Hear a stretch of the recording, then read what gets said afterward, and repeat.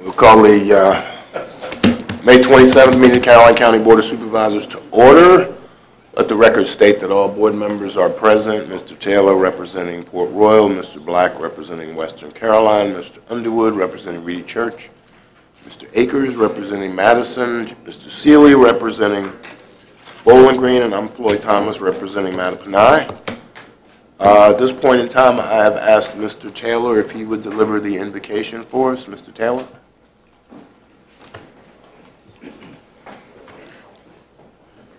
Let us bow our heads, please. Our Father in heaven, we come to Thee at this hour thanking Thee for all of Thy blessings. We thank Thee for this opportunity to meet and to discuss those things that prove to be beneficial to Caroline County. We ask Thee for wisdom and guidance, and may all the accomplishments that may occur as a result of what we do, may we give the Lord Jesus Christ the praise and thanks. These are all the blessings we ask in Your name we pray. Amen. Amen. Please join me in the Pledge of Allegiance. I pledge allegiance to the flag of the United States of America and to the republic for which it stands, one nation, under God, indivisible, with liberty and justice for all. Mr. Cully, any amendments to the agenda tonight? No, sir. No amendments. The agenda will stand as presented. Opening board comments, Mr. Taylor? Yes, Mr. Thomas, just a couple of. I just want to, I guess, let the board know that there is a proposal, or I guess a request, to close the Port Royal post office. And I am concerned about that, as many of the citizens of that area are retired citizens. That is the only post office in that area. So if this were to take place, then those citizens would either have to, I would imagine, go to Bowling Green or maybe King George. I'm not sure what the alternative would be, but I would ask, if nothing more, as we find out more about this proposal, maybe we could write some type of letter in support of keeping it open, if nothing else. I realize it is the federal government and we don't have any real control over that, but for what it's worth, to represent the citizens down there and to do what we can do to try to assist. If there's something we can do to keep it open, I would like to see us do that. And the only other announcement I have is I would like to congratulate two students at the middle school. One is Aaron Taylor, and the other is Zach Hall. Those two students are members of the Beta Club and the National Junior Honor Society. And when our young people do well, I think it's nice to say congratulations. That's all I have. Thank you, Mr. Taylor. Mr. Black? Yes, Mr. Chairman, thank you. I have several. First of all, I would like to thank Mr. Ron Curlings and all of those who put on the Memorial Day ceremony yesterday in Bowling Green. It was a fabulous ceremony. The speech about the role of women in the military and what role women have served in the United States military since its inception was kind of fascinating. So it was a beautiful ceremony, and it would be nice to get lots more people in the county out to that. I would also like to thank those constituents who came out to my meetings last week with a variety of questions. I had a variety of questions, so special thanks to those who showed up. Something else, Mr. Chairman, I'd like to, with your permission, maybe start looking at in the county. I was driving by about a week ago towards the Food Lion Ladysmith, and I noticed that there was kids playing soccer in the park there basically right off Ladysmith Road, and the grass was basically about hip high. And same thing with the softball field. And I'm not sure if it's the school system who mows that or it's the county in charge of that. We've spent a lot of money on a YMCA, and I just think that there's certain things that we could do in this county as far as parks outside during the summer, ball fields and so forth. I've originally talked to Mr. Cully about this a little bit, possibly Mr. Whiteman. I'm not talking about a lot of tax money obviously going into this, but what we can kind of feasibly look into to try to help the citizens, especially different parts of the county, not just in Ladysmith, but around to improve parks in the county where people have recreational places to go to outside and don't need a membership. So I think that's something that we could possibly take a look at. If that's okay with you, that's okay. The next thing, and I've had several questions, and I think Mr. Chairman, you're the one who's working on this. Several phone calls regarding rural internet, and I didn't really know. I just said kind of forwarded them to you, just kind of what the situation was. That I know you had talked to the last meeting. You know, I mean, several people in the Charlesburg area, you know, they still, if you're not in a major subdivision, you're not served by the cable. So, you know, I think they want to see what exactly is going on in the county with that. So I gave them your number, but it would also kind of, as a board, have some sort of updates of what's going on there. That would be great. The other thing, too, and that we had mentioned with the school board, when we met with the school board, and I think now would be the time to start with it. Dr. Kulo seemed to be in favor of doing this when we talked to him, and I think now that we have his favor is that combined maintenance. We had talked about the possibility of a combined maintenance facility. If we could set up something with them to start looking into exactly the cost-benefit analysis and so forth of that. Would be beneficial to both us. When you look at the warrant sometimes and how much we're paying and repairs to different shops in the county, might be just something for us to take a look at. So, and then finally, the last thing I have is at the last meeting, we had talked about looking at the SE, I guess, for Abundant Life Academy for children who had apparently escaped from the county or escaped from that facility. I think that we're setting a bad precedent by possibly threatening to pull an SE or looking at the special exception, because if we do for one, then we're going to have to do for all. So I have asked to look at in different places where we've given special exceptions where people have possibly violated, because then what we're going to have to do is, if we do it for Abundant Life Academy, we're going to have to do it for every single one, and I think we'll get bogged down in meetings every time someone violates a special exception. So I'm not sure that we want to set that precedent. No frowns on our face at all here. Just, I don't think we want to set that precedent in the county. So thank you. Thank you, Mr. Black. Mr. Underwood? Just to, Mr. Chairman, I want to thank Mr. Culley for having the county respond to the issue over at the park at Dawn. They needed the gravel replaced. I sure appreciate that. Second comment is, you know, we've talked about the water break issue in Caroline Pines. I understand we had another water break last week.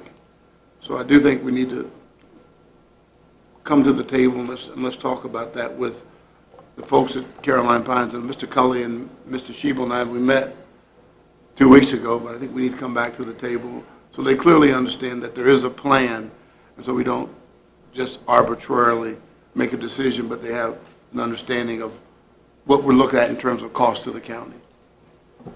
Thank you, Mr. Chairman. Mr. Akers? Thank you, Mr. Chairman.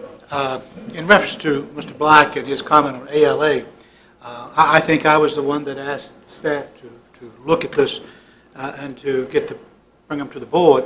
It's not that I'm threatening, and I don't think the board is threatening to pull their SE, but my concern was I changed my vote when the second time came around based solely on the fact that they had assured us that they had security in place and that would not allow this type of thing to happen.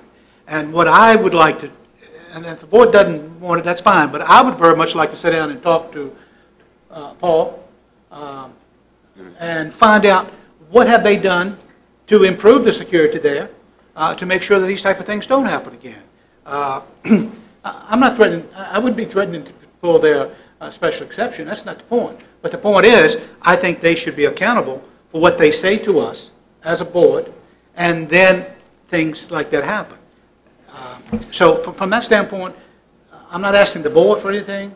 I would very much like to find out as to, number one, how did it happen? How did your security fail to allow this type of thing to happen? And especially they told us they had bed counts and bed checks, and the doors were closed, and you know those guys and girls were basically monitored 24 hours a day, 7 days a week, 365 days a year.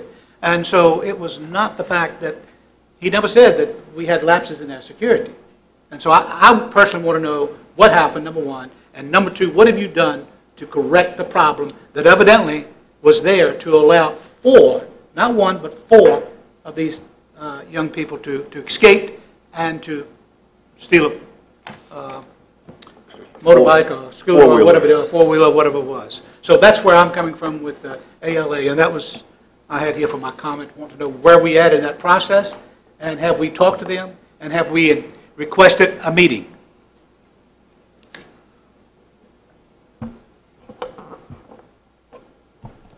Mr. Akers, we met with Mr. Branning last week. He's in the process of basically answering those questions, and we actually have him, I think, tentatively on the agenda to come to the board at the June 10th meeting to address those questions. That's fine. Thank you.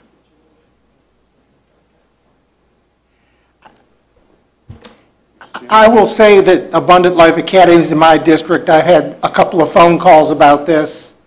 I will just caution everybody to have Abundant Life come here and start testifying as to what happened. I believe the sheriff's office has actually pressed charges on the individuals that left. I think that we need to let due process take its course.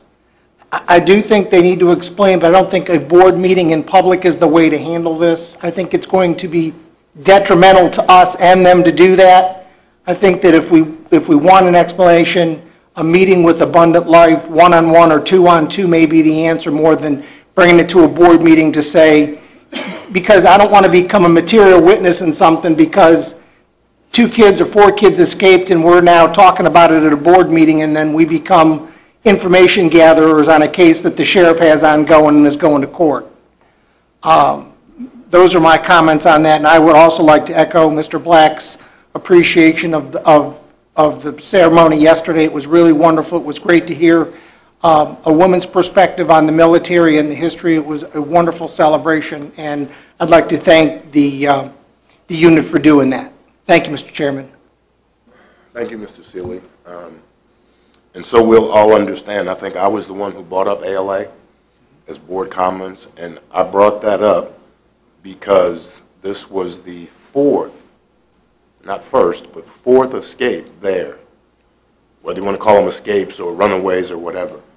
My only concern was that the sheriff's department is probably expending quite a bit of money in overtime to try to retrieve those students, especially the last one. They'd already gotten to King George. All I was concerned with is making sure the county was reimbursed by ALA for that. Now, there are all sorts of issues going on there, which will come to light soon, but I don't think I ever said pull their special exception. I don't believe Mr. Akers said pull their special exception. But, Mr. Black, there is no precedent when we start pulling special exceptions. I have voted to pull somebody's special exception here, and that's basically the rule. If you don't abide by the conditions of the special exception, the board not only should, but it must pull your special exception. So there is no precedent we're setting with them. That is the special exception process. So if anybody aside from them is not upholding the conditions of their special exception, it is our responsibility to pull their special exception because they've made an arrangement with the county. ALA, somebody's junkyard or whoever it is. And I didn't say pull their special exception. I wanted them to pay for whatever costs we had, which I asked Mr. Fincham to make sure was in their proffers or their conditions. So that's special exceptions. With your discussion of rural internet, what I said at the last meeting, and I thought I was clear, but obviously I wasn't. I said I'm starting to look at a new technology called TV whitespace. And that technology allows us to use what were the over-air TV frequencies that are now being used for digital, but they're available and they could be used for internet in the future. I have identified a company that I'm trying to talk to see a presentation from this and maybe some more. So I know I wasn't clear because when I got home, I had at least 2 phone calls that said, when is the internet coming to the county?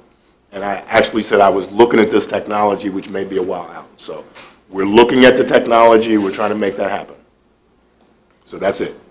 And my one board comment was, at our meeting with the school board last week or week before last, the school board chairman's meeting, I asked them to include targets for what the state calls SWAM businesses, small women and minorities, and put in a 10% target in their contract, so maybe that we could get, of the 25 million, we could get 2.5 million in local businesses in the county.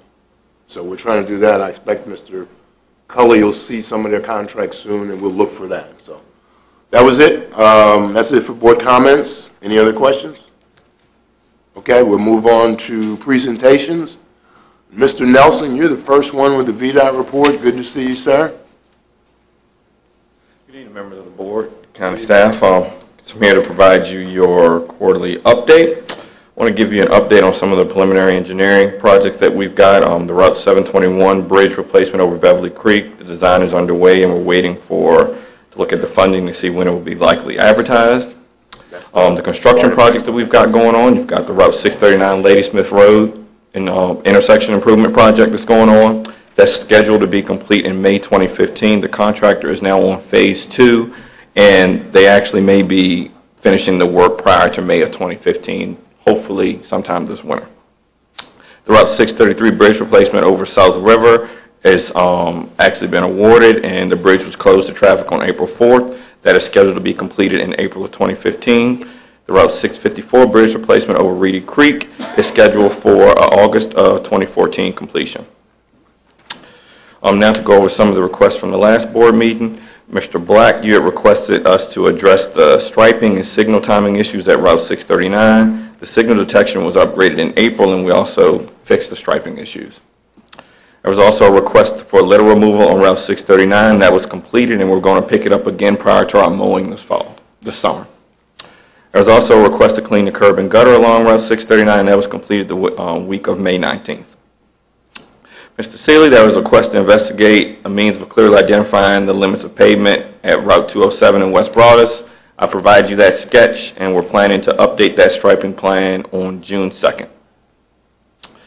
Mr. Akers, there was a request to provide a construction schedule update for Ladysmith Road. As I said, that project is slated to be completed in May of 2015. The contractor right now potentially may finish before the winter.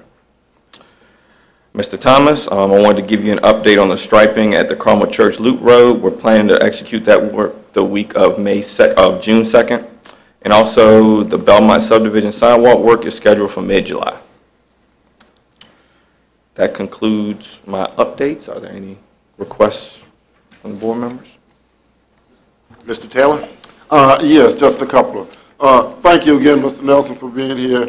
And this may be, I don't think they are finished, but they're doing something with the Macedonia Road and Stonewall Jackson. Macedonia Road comes to an end at Stonewall Jackson.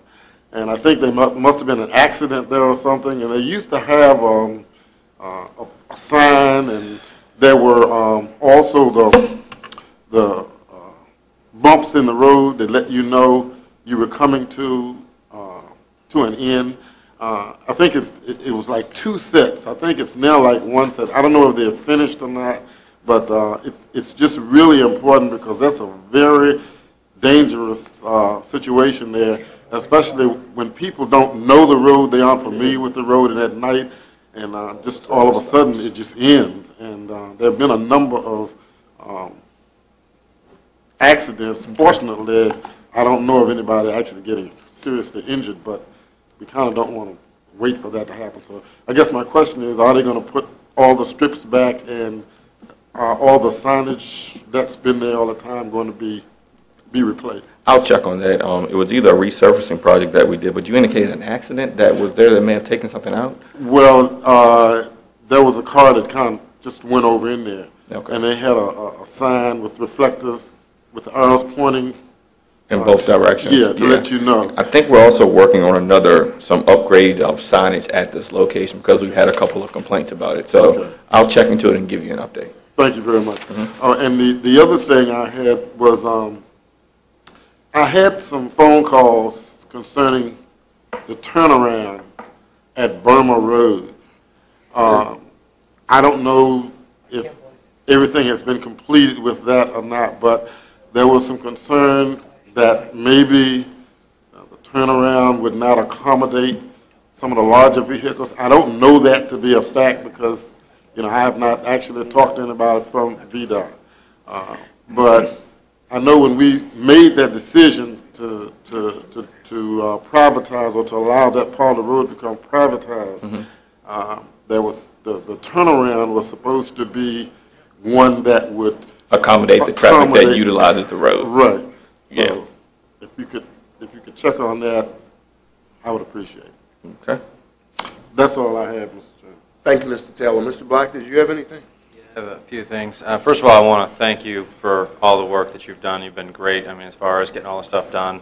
I just want to go over, by the way, the curb and gutter near Ladysmith, the intersection of Route 1 and Ladysmith Road, it looks so much better than it did a couple weeks ago with all the sand and the weeds in there. I just had a couple questions. Along where the traffic light is there, and right along, I guess, about 10 feet away from the curb, is that your responsibility to mow, or who would mow that, like the grass? Once above the curb, it gets, because it's If it's within the buffer strip, it's more than likely us, and we just haven't gotten around to mowing on our secondary roadways yet. okay, because you guys did a great job on the curb, but it's just like the grasses, and there's, there's a piece of property right there that's, up for sale and, so forth. So it's just kind of one of the highlights of Ladysmith that we want to make sure looks nice for people going through there. And the site distance around Lake Landor. Have you guys? And I haven't noticed. I did not notice. Have you guys cut down that brush looking to the west from Lake Landor? No, we cut down the trees. You cut down the trees, but you said you had additionally marked some territory for more brush to be cut down. Yeah, we're going to work with Lake Landor to try to get that Okay, taken that's something down. that's something you need to talk to Mr. Donakai about. Yes. All right. And the final thing, and I appreciate everything that you have done, and I appreciate your email. In the speed study you guys did, I'll be honest with you, I'm just really concerned, because I make that turn as well. I'm just really concerned, and I talked to you just a little while ago. That speed limit going through there, I'm concerned someone's going to get killed at that intersection. I really am. And I understand you've done what you were supposed to do, but there's a concern there for someone turning left. There's a lot of industrial traffic coming from the west that someone's going to get cold clock coming, obviously turning toward to go to Ladysmith and coming from the west. Okay. So that is a concern. Thank you. Mr. Underwood? Thank you, Mr. Chairman. On Old Dawn Boulevard, there's a pallet store there where there's a lot of anytime it rains, there's standing water on the road there. There's a pond on one side. And then once you cross 30 going toward the trash compactor, that whole road there, the water just stands when it rains. And there are culverts along the side, but I'm not sure if they're clogged or what needs to be done, but there's just standing water there when it rains. Okay. I'll get our area superintendent to look at that. I appreciate it. Thank you. Mr. Akers? Mr. Nelson, you mentioned that the contractor was working on Phase 2. What does Phase 2 include there? He shifted the traffic right now, I believe. He's completed work on the southern side, so now he's working on the northern side. They're going to have to do some utility work, extend some pipes across Route 639, and of course work on the turn lane that's going to be there. The turn lanes are going to begin about Rice Chapel Church, I think. How far will it go up? I can't recall from off the top of my head how far it's going to come up.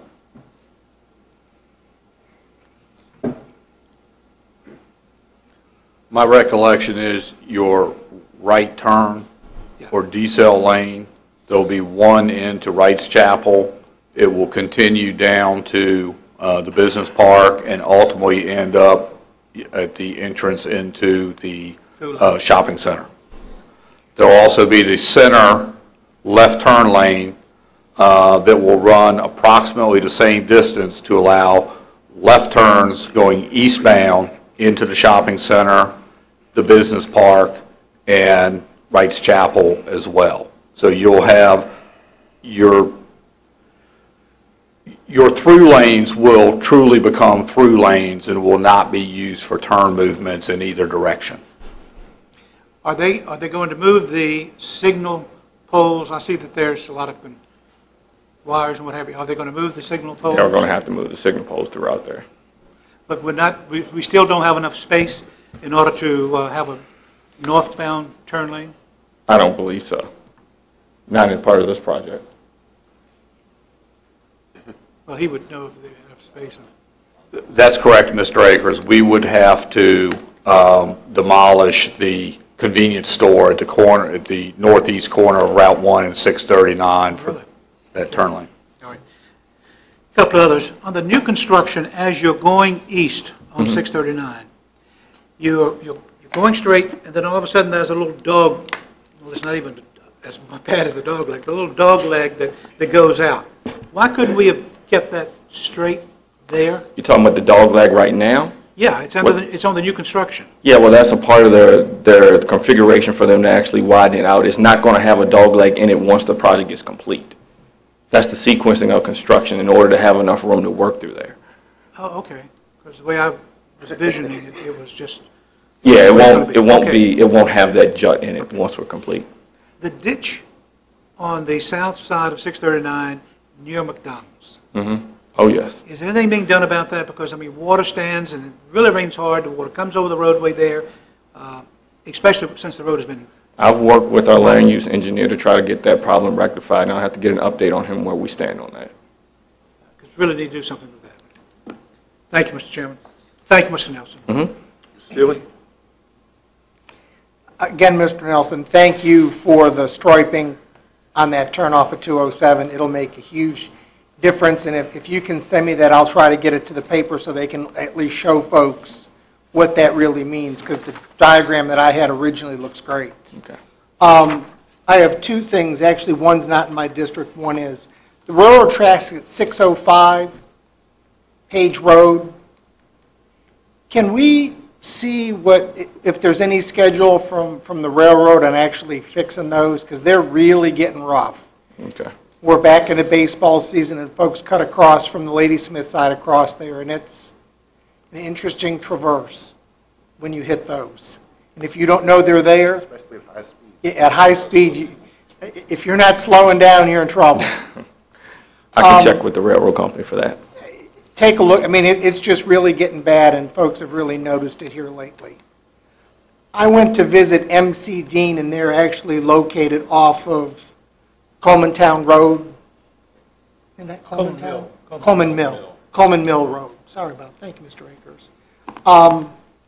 And they are the 5th largest electrical contractor in the United States. I don't know if you knew that or not, but they are building components that actually get shipped to large construction sites. But their main way in and out with trucks is on Dry Bridge Road. Mm-hmm. And the turn on a dry bridge is sort of okay, but the S-curve in Dry Bridge, the sight line problems, and you can see where the trucks are being run off the road when they're meeting other traffic.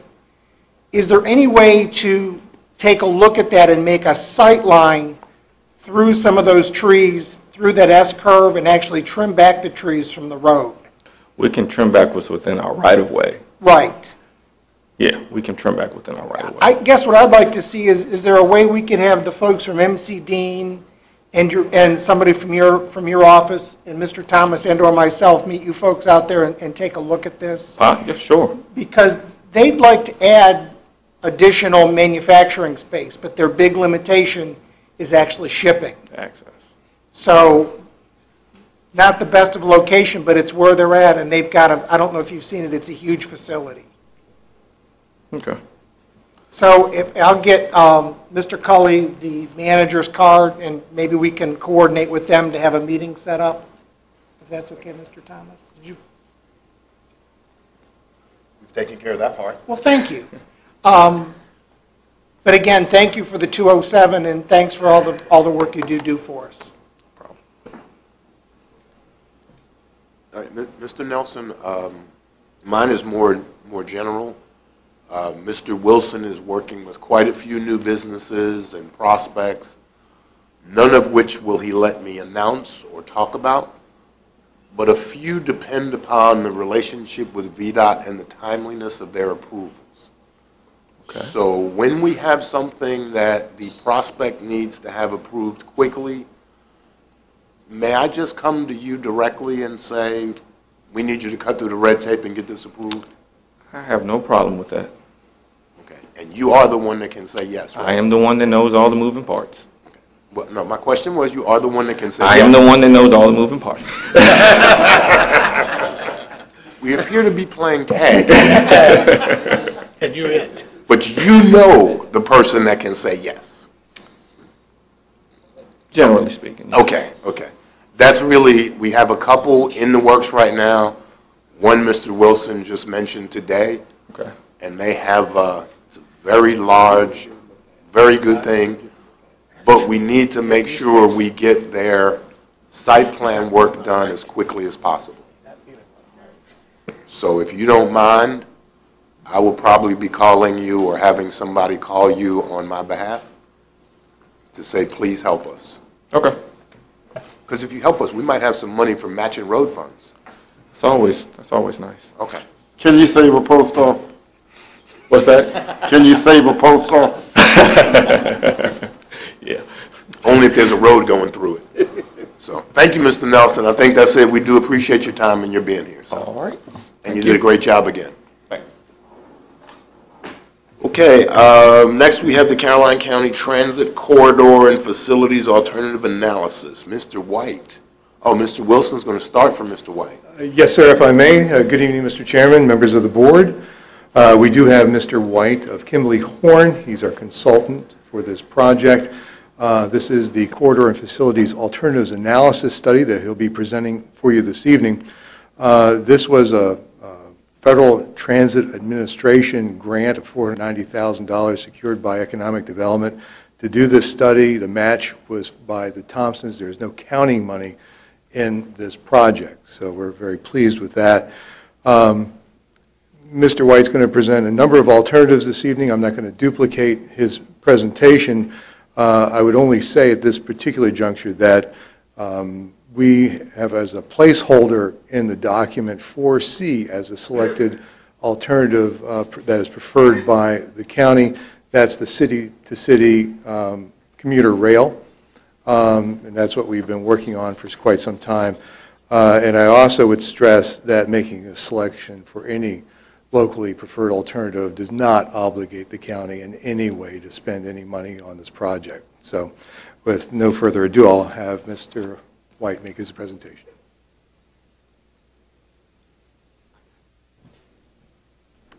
Yes, sir, I do. Thank you.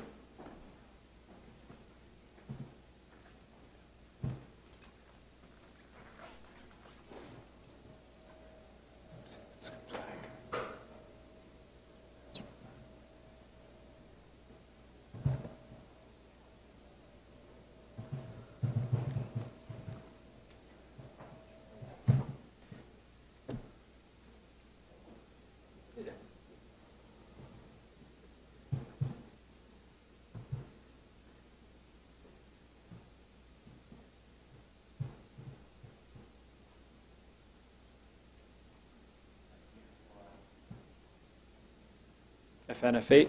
Mm-hmm.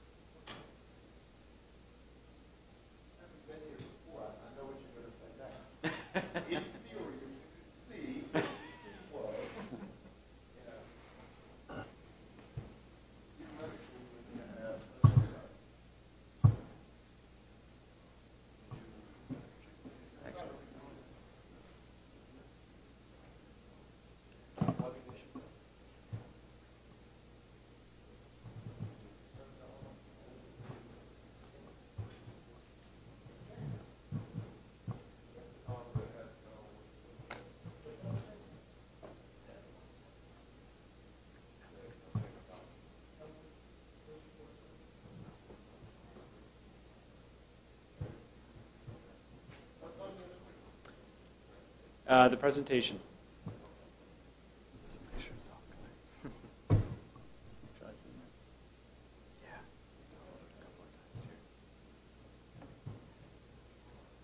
There you go.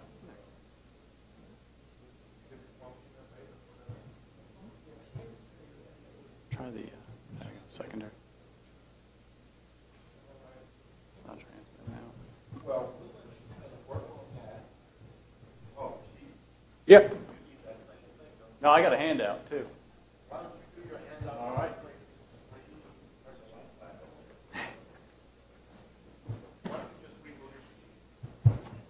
Sounds good.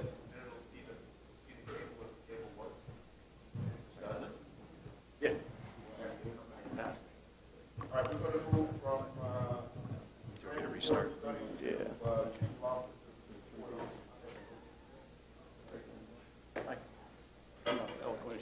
Okay. Do what? Restart. All right. Mr. Partner. Hand those out for me. I prepared, planned ahead, brought a copy. Just in case.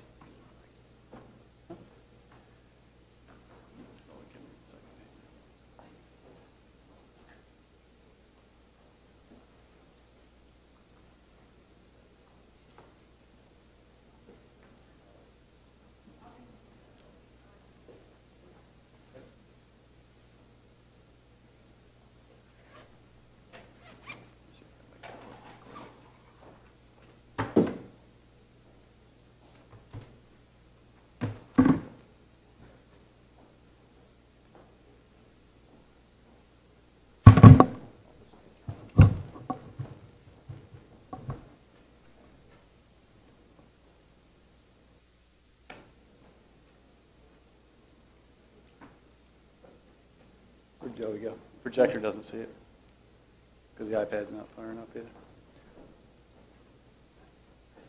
Ready?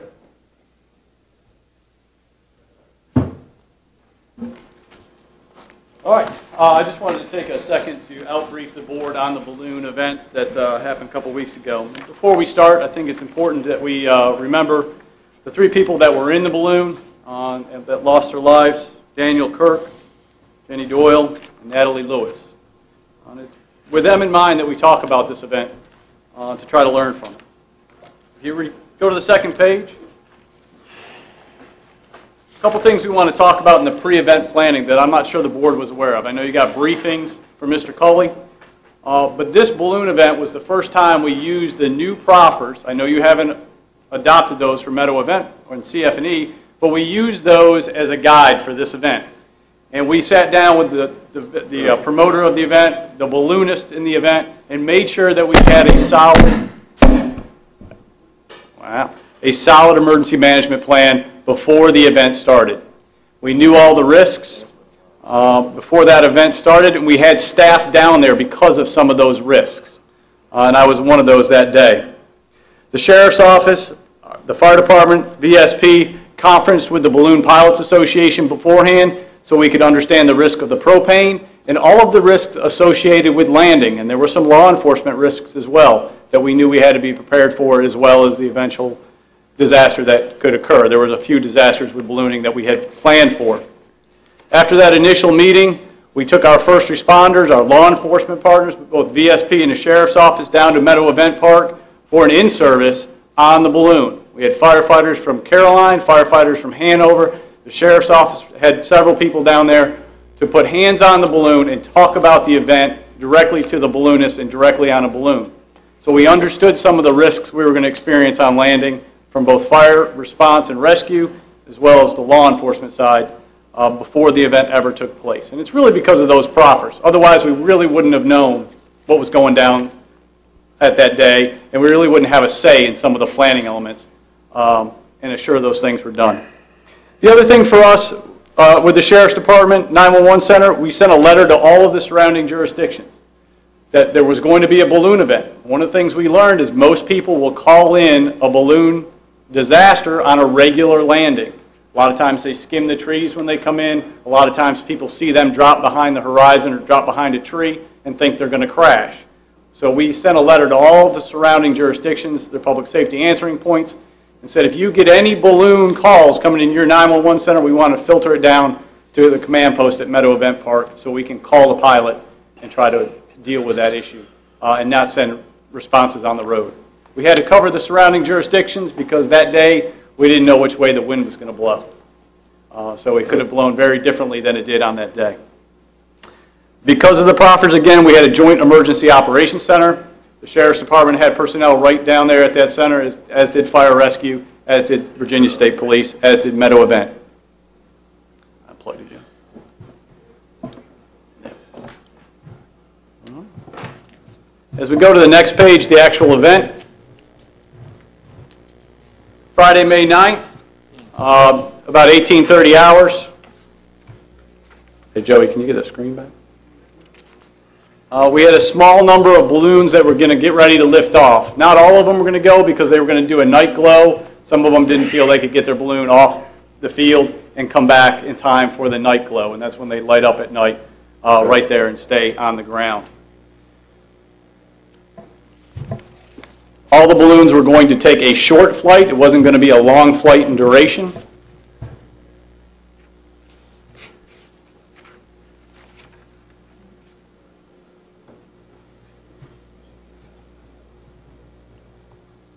Password 1 with capital P? It could be.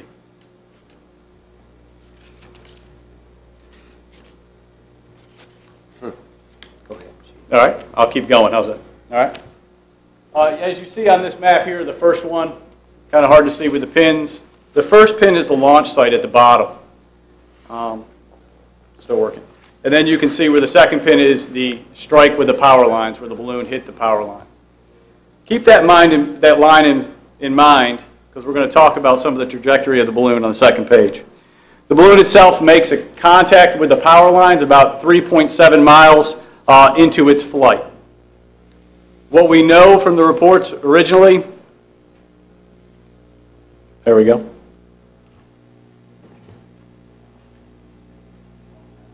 What we know from the reports originally is a propane line is ruptured, and that is liquid propane, not gas. Okay, so it's coming out of the tank and it's expanding very rapidly, about 270 times its volume.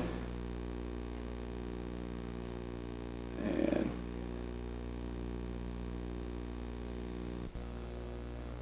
yep. Okay. Because of that fire, the balloon rises uncontrolled. Okay, it is rapidly rising into the air, which makes a difference on its trajectory. If you can see this yellow line, this is the path, the 3.7 miles it traveled. After it hit the power line, you notice this white line, and that is the projected arc of the balloon after it made its strike. It is going more toward the eastern side, and that is because the balloon is going up in elevation. The winds at the higher elevation are different than the lower winds down closer to the earth. Chief, what was the altitude of the balloon at the strike of the power line? Was that about 30 feet? 30 feet? Yep. But at the instant it struck the power line, it was rising uncontrollably. As soon as that propane line broke and a fire ensued, it was uncontrollably rising because of that massive amount of heat that coming off that liquid propane could not be vented enough through the top. We've seen some video of the pilot trying to vent the top of the balloon, but again, that volume of fire cannot be vented. So it's going to rise up, and it's going to continue to rise as long as it has fire. And survivability at 35 feet is minimal. Any height above that is just not going to happen. Probability goes down. Okay. Thank you. Yep. All right. The yellow zone, after we established our command post, the yellow zone was our primary search area. All right. If we had not had the balloon pilots with us, if we had not established that relationship in the front end, I brought the balloon pilot guy, they call the balloon meister. He's in charge of all the balloonists. I brought him with